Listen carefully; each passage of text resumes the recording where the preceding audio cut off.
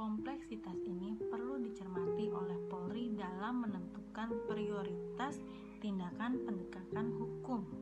Dalam studi Stone ada 5 kategori utama yang menjadi pilihan prioritas pada masa pandemi. 1. Menegakkan penerapan karantina secara tegas. 2. Melindungi tenaga medis. 3. Menindak penimbunan peralatan medis dan penjualan obat palsu. 4. Mengawasi potensi hoaks yang dapat memicu konflik sosial. Dan yang terakhir, 5. Menangkap pelaku kriminal yang melakukan kejahatan jalanan. Dalam 5 kategori ini, polisi sangat penting dalam menyusun strategi untuk menghadapinya dan dalam menetapkan prioritas masalah yang akan ditangani. Apakah Polri memiliki daya dukung dan kemampuan optimal untuk menjalankan semua kategori tersebut?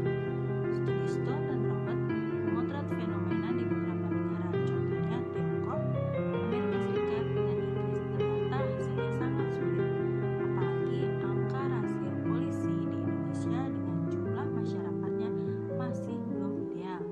Selain itu, yang paling utama adalah daya dukung personel kepolisian yang berkurang akibat virus ini. Banyak personel kepolisian yang terpapar virus ini sehingga menjadi pilihan prioritas pada masa pandemi. 1. Menegakkan penerapan karantina secara tegas. 2. Melindungi tenaga medis. 3. Menindak penimbunan peralatan medis dan penjualan obat palsu. 4. Mengawasi potensi hoaks yang dapat memicu konflik sosial. Dan yang terakhir, 5. Menangkap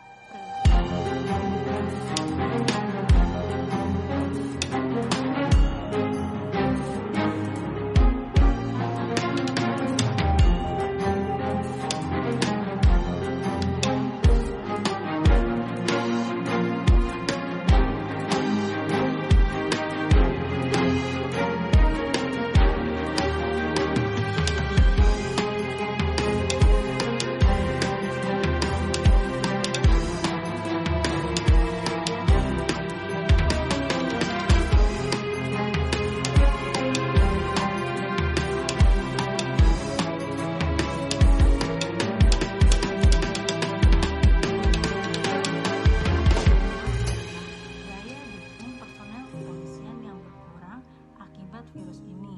Banyak personel kepolisian yang terpapar virus ini sehingga berdampak pada pelaksanaan teknis di lapangan. Polri sendiri telah menyatakan ada beberapa anggotanya yang terpapar, walaupun belum ada rilis resmi jumlah totalnya.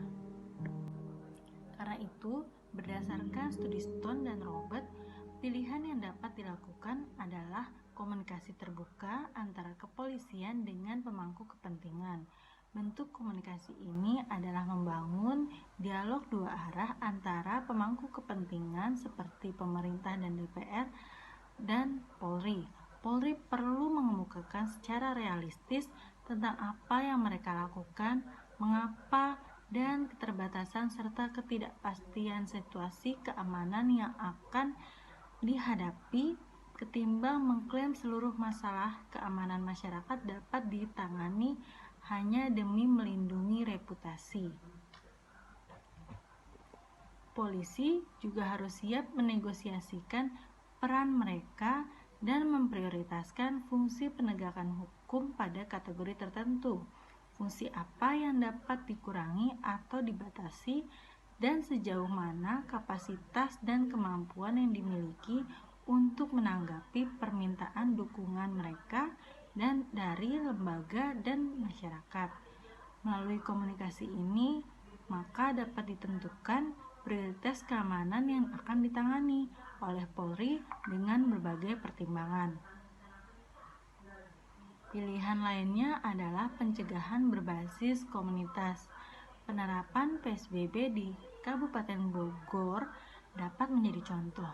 Pencegahan penyebaran virus ini tidak hanya dikurangi atau dibatasi dan sejauh mana kapasitas dan kemampuan yang dimiliki untuk menanggapi permintaan dukungan mereka dan dari lembaga dan masyarakat.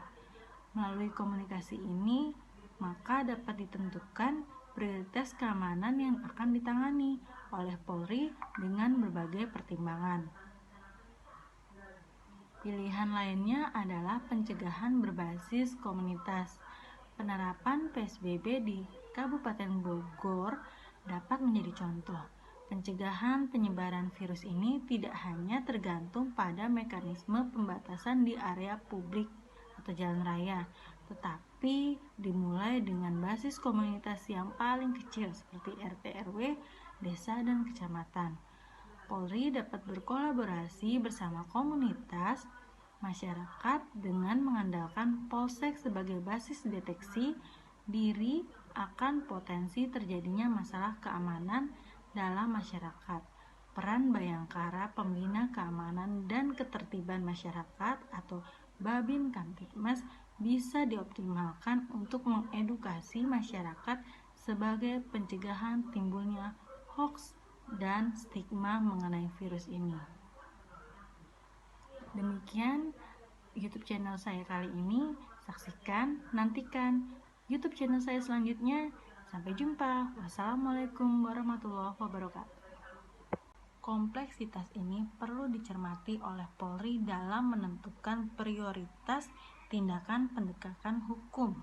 Dalam studi Stone ada 5 kategori utama yang menjadi pilihan prioritas pada masa pandemi. 1. Menegakkan penerapan karantina secara tegas. 2. Melindungi tenaga medis. 3. Menindak penimbunan peralatan medis dan penjualan obat palsu. 4. Mengawasi potensi hoaks yang dapat memicu konflik sosial. Dan yang terakhir, 5. Menangkap pelaku kriminal yang melakukan kejahatan jalanan. Dalam 5 kategori ini, polisi sangat penting dalam menyusun strategi untuk menghadapinya dan dalam menetapkan prioritas masalah yang akan ditangani. Apakah Polri memiliki daya dukung dan kemampuan optimal untuk menjalankan seluruh kategori tersebut? Studi Stone dan Robert memotret fenomena di beberapa negara, contohnya Tiongkok, Amerika Serikat, dan Inggris. Ternyata hasilnya sangat sulit. Apalagi angka rasio polisi di Indonesia dengan jumlah masyarakatnya masih belum ideal. Selain itu, yang paling utama adalah daya dukung personel kepolisian yang berkurang akibat virus ini. Banyak personel kepolisian yang terpapar virus ini sehingga kedua, perubahan pola kriminalitas di masa pandemi. Studi Robert menemukan bahwa terjadi bentuk-bentuk kriminalitas yang berevolusi sebagai pemanfaatan situasi selama masa pandemi COVID-19 di Indonesia ini. Hal ini terkonfirmasi dari pandangan Polri bahwa kriminalitas yang terjadi sepanjang PSBB salah satunya juga disebabkan oleh masyarakat yang terdampak secara ekonomi di tengah pandemi.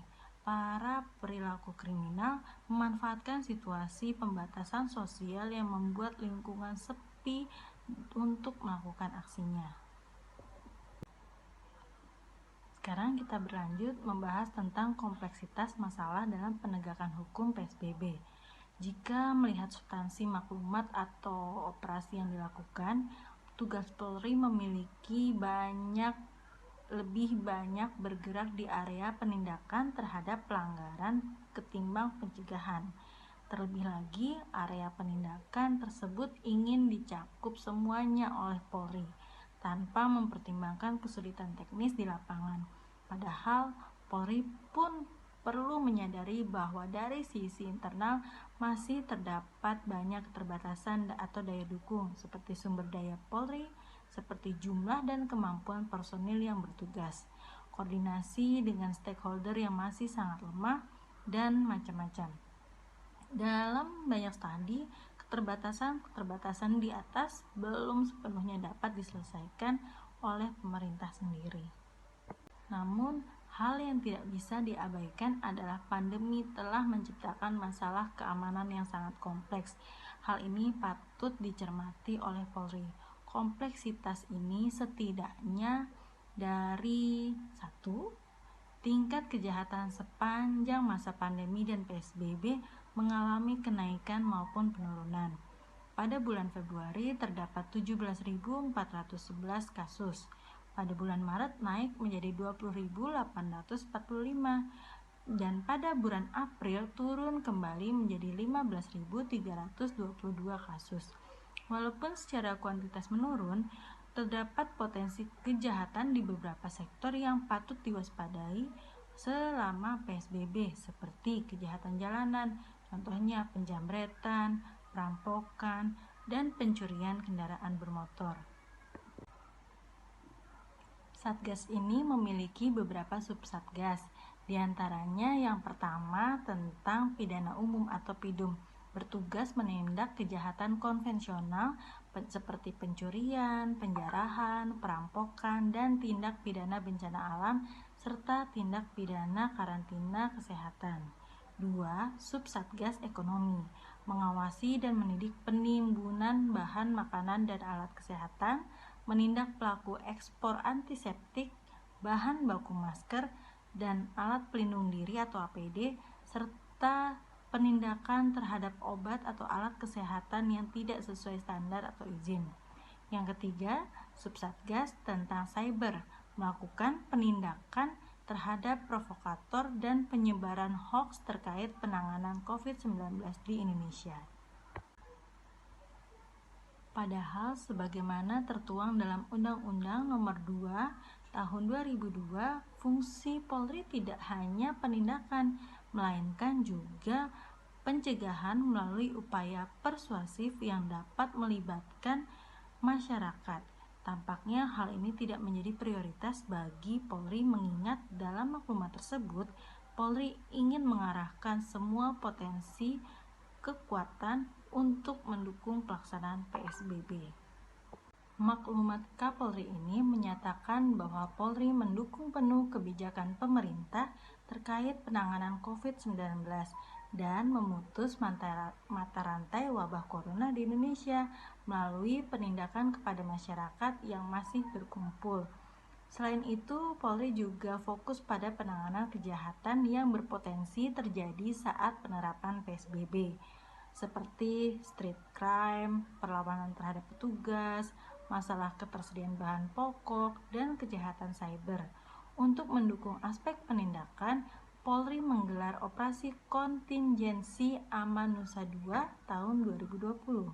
Operasi ini berlangsung sejak 19 Maret hingga 17 April 2020 dan dapat diperpanjang berdasarkan perkembangan situasi di lapangan.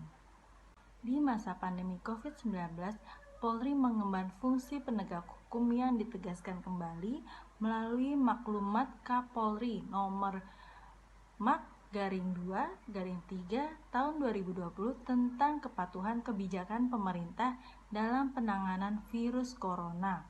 Maklumat tersebut merupakan inisiatif Polri dalam mendukung Peraturan Pemerintah Nomor 21 Tahun 2020 tentang PSBB dan Permenkes Nomor 9 Tahun 2020. Disinilah letak persoalannya. Peran Polri yang sedemikian krusial dan signifikan untuk mencegah penyebaran COVID-19 di Indonesia tentu menjadi tugas tambahan yang tidak pernah diduga sebelumnya. Polri di satu sisi memiliki tugas-tugas rutin sebagai aparat penegak hukum dan penjaga ketertiban umum, sementara di sisi lain menjadi pihak yang diandalkan untuk menegakkan aturan PSBB. Pada saat yang sama, seluruh personel Polri juga harus meningkatkan kewaspadaan bagi dirinya masing-masing karena kemungkinan tertular virus itu juga sangat besar. Pemerintah memperkuat kewajiban physical distancing melalui Peraturan Pemerintah Nomor 21 Tahun 2020 tentang pembatasan sosial berskala besar atau PSBB dan Peraturan Kementerian Kesehatan Nomor 9 Tahun 2020. Aturan ini harus dipatuhi dan untuk memastikan kepatuhan tersebut, Polri menjadi garda terdepan. Dalam konteks inilah, selain tenaga medis, Polri dapat disebut sebagai garda terdepan dalam upaya pencegahan penyebaran COVID-19 di Indonesia. Keberhasilan PSBB memang tergantung dari kesadaran dan kedisiplinan masyarakat. Namun, untuk memastikan keduanya berjalan dengan baik, diperlukan peran Polri di dalamnya. Assalamualaikum, jumpa lagi di YouTube channel saya, Dewi Puspitasari. Saya merupakan salah satu mahasiswi Fakultas Hukum Universitas Bayangkara Bekasi. Topik yang akan saya bawakan kali ini mengenai peran Polri dalam memelihara Kamtibmas di masa pandemi COVID. Simak terus ya. Upaya pencegahan dan pemutusan rantai penyebaran COVID-19 di Indonesia membutuhkan kedisiplinan pada banyak aspek, terutama kehidupan sosial bermasyarakat. Dalam situasi pandemi, diperlukan disiplin yang sangat ketat terhadap kehidupan sosial masyarakat dalam bentuk physical distancing. Metode ini dianggap sebagai upaya yang paling efektif untuk mencegah dan mengurangi angka penyebaran virus ini.